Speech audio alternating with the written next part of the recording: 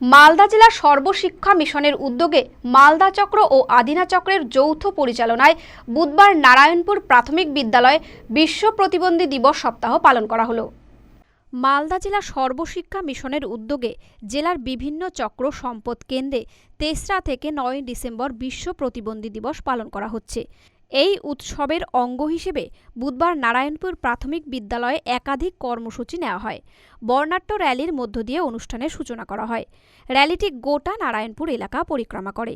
এই অনুষ্ঠানে বিশেষ চাহিদা সম্পন্ন ছাত্রছাত্রীদের ছবি আঁকা এবং সাংস্কৃতিক প্রতিযোগিতার আয়োজন করা হয়।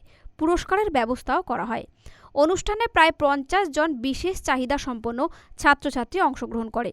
অনুষ্ঠানে উপস্থিত ছিলেন মালদা চক্র এবং আদিনা চক্রের অবর বিদ্যালয় পরিদর্শক ভরত ঘোষ ও সৌমিত্র সরকার, পুরাতন মালদা পঞ্চায়েত সমিতির সভাপতি রুম্পা রাজবংশী সহ শিক্ষক শিক্ষিকা ও অভিভাবকেরা।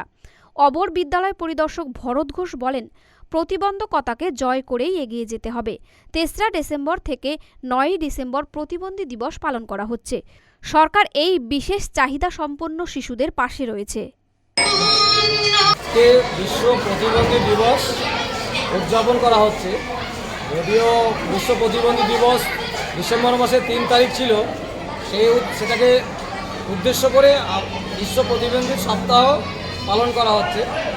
ওল্ড মালদা ব্লকের দুটো এসআই অফিসের প্রায় ৫০-৬০ জন বাচ্চাদেরকে নিয়ে নারায়ণপুর প্রাথমিক বিদ্যালয়ে বিশ্ব প্রতিবন্ধী দিবস উদযাপন করা হচ্ছে।